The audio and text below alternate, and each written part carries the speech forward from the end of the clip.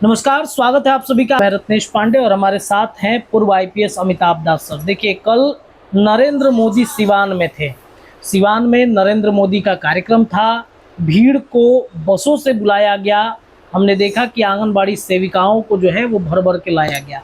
सिवान में क्या मिला क्या नहीं मिला, नरेंद्र मोदी ने अपने भाषण में चर्चा तक नहीं किया। और इसके बाद अब ये कयास लगाए जा रहे हैं कि नरेंद्र मोदी की यात्राएं लगातार बिहार में जो है वो फ्लॉप हो रही हैं। क्या एनडीए गठबंधन की सरकार को बिहार की जनता पसंद नहीं करना चाहती है? चलिए इस विषय पर बातचीत करना चाहते हैं। हमारे साथ पूर्व आईपीएस अमिताभ दास सर हैं। अमित सर, कल नरेंद्र मोदी का कार्यक्रम था और ये कार्यक्रम कहा जा रहा है कि फेल हो गया। मंगल पांडे से लेकर कई लोग इसमें खर्च किए थे, सारा पैसा बर्बाद हो गया क्या उनका? अब मोदी जी का आजकल ग्रह नक्षत्र ठीक नहीं चल रहा है, मैं तो ये कहूँगा। अभी देखिए, उनका जो रोड शो जो था 29 मई को जो पटना में भी था, वो भी सुपर फ्लॉप हुआ जी। और बेरी रोड पर ये आलम था कि लोग आए ही नहीं थे। इतनी शर्मिंदगी उठानी पड़ी मोदी जी को कि मतलब गाड़ी से वो बाहर भी नहीं निकले। जी। मतलब रोड शो में आपने गाड़ी से निकल के चेहरा भी नहीं दिखाया, तो किस बात का रोड शो हुआ? देखिए, मामला यह है, दर्शकों को पता है कि 4.5 महीने बाद बिहार में विधानसभा चुनाव है। अब बिहार के चुनाव बहुत महत्वपूर्ण हो गए हैं, क्योंकि बिहार जो है हिंदी पट्टी का एक बड़ा राज्य है और बिहार का जो भी नतीजा होगा वो पूरा देश की राजनीति को प्रभावित करेगा। और इस बार जो एनडीए सरकार सत्तारूढ़ गठबंधन है, उसकी हालत पतली है ना। और ये बात मोदी जी भी समझ रहे हैं, जो उनको फीडबैक मिल रहा है जमीन से, तो इसलिए वो बार बार मतलब आ रहे हैं। और इतनी बार आ रहे हैं कि मैं तो मजाक में कहता हूँ कि अब पटना के गोलघर को ही वो प्रधानमंत्री आवास घोषित करवा देंगे, है ना। गोलघर में ही रहना शुरू कर देंगे, तब बिहार का दौरा आसान हो जाएगा ना। अभी देखिए, पहलगाम में आतंकी हमला हुआ था 22 अप्रैल को। कायदे से प्रधानमंत्री को कश्मीर जाना चाहिए था, वहां ना मरहम पट्टी की जरूरत थी, तो पहुंच गए मधुबनी, क्योंकि बिहार का चुनाव है। फिर भागलपुर आ गए। भागलपुर में उन्होंने कह दिया कि ये तो नीतीश कुमार हमारे लाडला मुख्यमंत्री हैं। ये वही मोदी जी हैं जो कहते थे कि नीतीश के डीएनए में खराबी है, वो भी आपके दर्शकों को याद होगा। उसके बाद देखिए, दरभंगा चले गए एम्स के भूमि पूजन के लिए। उसके बाद पटना में रोड शो हुआ। फिर देखिए, रोहतास चले गए। सिबोर अली भी मतलब फ्लॉप ही रह गए, उसमें भी खाली खाली कुर्सियां ही दिख रही थी। अब कल चले गए सीवान, और उसमें सरकारी तंत्र का मतलब जो कहते हैं जमकर दुरुपयोग हुआ है ना। ये लोग तो सुपारी दे देते हैं ना, ये लोग सुपारी दे देते हैं बीडीओ को, सीओ को सुपारी देते हैं। राजनीतिक सुपारी है ना, राजनीतिक सुपारी है। सुपारी का मतलब ये थोड़ा है कि सोनम रघुवंशी की तरफ मरवा ही दीजिए।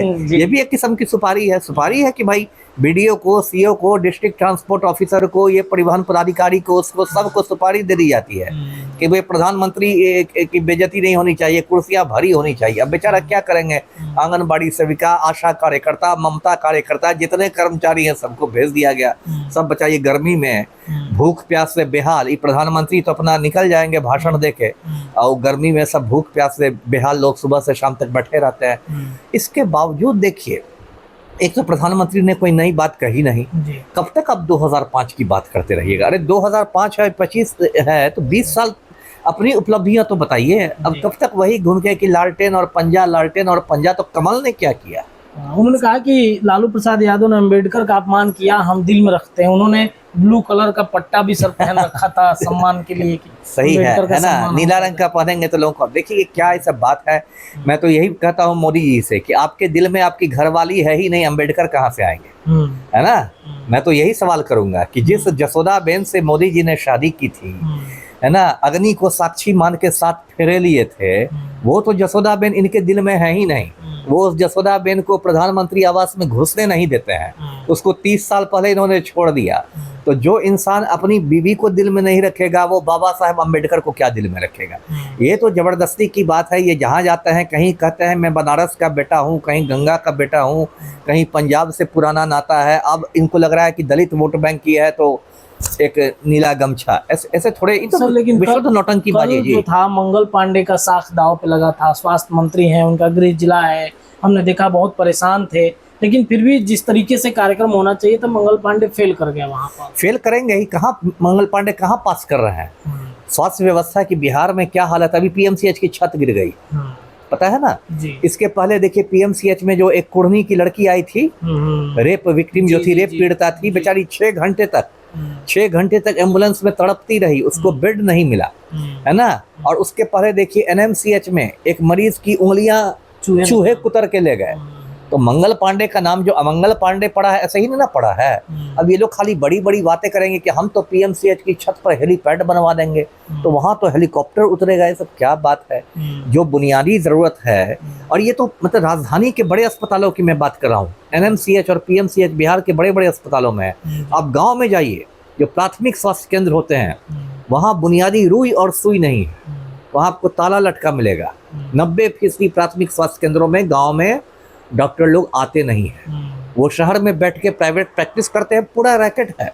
और 1 महीने का वेतन सिविल सर्जन को घूस में देते हैं, और सिविल सर्जन उन पर कोई एक्शन नहीं लेता। ये लगभग पूरे बिहार की कहानी है जी।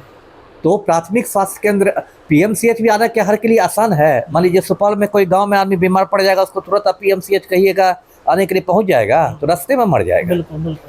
तो असली तो आपको प्राथमिक स्वास्थ्य केंद्र को ना मजबूत करना है। जैसे दिल्ली में लोग कुछ भी कहे केजरीवाल को लेकर, मोहल्ला क्लिनिक में तो बहुत अच्छा काम हुआ है ना जी जी। हर आदमी एम्स में थोड़े पहुंच जाएगा, मोहल्ला क्लिनिक भी तो कोई चीज है स्थानीय स्तर पर। तो प्राथमिक स्वास्थ्य केंद्र पर ना रुई है ना सुई है, और खाली इन लोग का तकिया कलाम एक हो गया एनडीए वालों का 2005 के बाद। 2000 क्या 2005 है, 2025 में आप बीच के 20 वर्षों की, 20 वर्ष कम समय होता है। 20 वर्ष में एक बच्चा पैदा होके बाप बन जाता है, कम समय नहीं ना हुआ 20 वर्ष। तो आप क्या बार बार इसकी बात कर रहे हैं 2005 की? अब अपना काम देखिए। देखिए इस बार एनडीए की हालत पतली है, अब मोदी मैजिक भी खत्म हो गया है, जो भी हो है ना। इस बार एनडीए की हालत पतली है, इस बार पलटू राम का बोरिया बिस्तर गोल होने वाला है, इन लोग का सुपड़ा साफ होने वाला है। नीतीश कुमार को तो मुख्यमंत्री मानने से भी ना तो अमित शाह स्वीकार कर रहे हैं और ना ही नरेंद्र मोदी कर रहे हैं। नहीं कर रहे हैं मंच से। वो तो पहले लाडले भी कहते, तब तो उन्होंने कह भी नहीं कहा, और ये भी नारा नहीं दिया गया कि 25 से 30 फिर से नीतीश। ये तो ऐसा लग रहा है कि लोगों ने विकल्प खोल के रखा हुआ है ना, विकल्प खोल के रखा हुआ है कि भाई चुनाव के बाद हो सकता है कुछ हम अलग भी कर दे। और ऐसे भी तो पूरी जदयू पर एक तो तलवार लटक ही रही है ना, ऑपरेशन लोटस की। किसी को छोड़ा है तड़ी पर अमित शाह ने? शिवसेना भी इनकी सहयोगी हुआ करती थी, तोड़ दिया ना महाराष्ट्र में शिवसेना में को। ये लोग अब तो सहयोगी को भी तोड़ने से नहीं छोड़ते हैं। किसी दिन सुनिएगा ललन सिंह के नेतृत्व में 12 में से 9 सांसद चले गए भाजपा में, तब क्या कीजिएगा? ऑपरेशन लोटस की भी तलवार लटकी हुई है।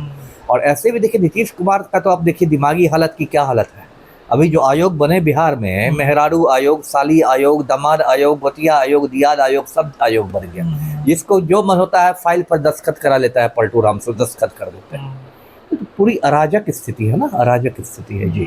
चलिए देखिए, तो मोदी मैजिक बिहार में क्या नहीं चल रहा है।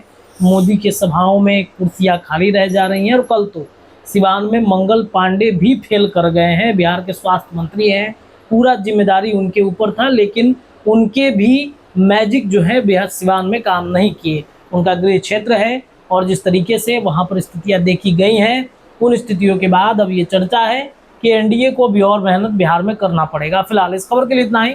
जुड़े रहिए, तमाम अपडेट आपको मिलेंगे। आपकी क्या प्रतिक्रिया, आपने प्रतिक्रिया कमेंट में रखें। धन्यवाद।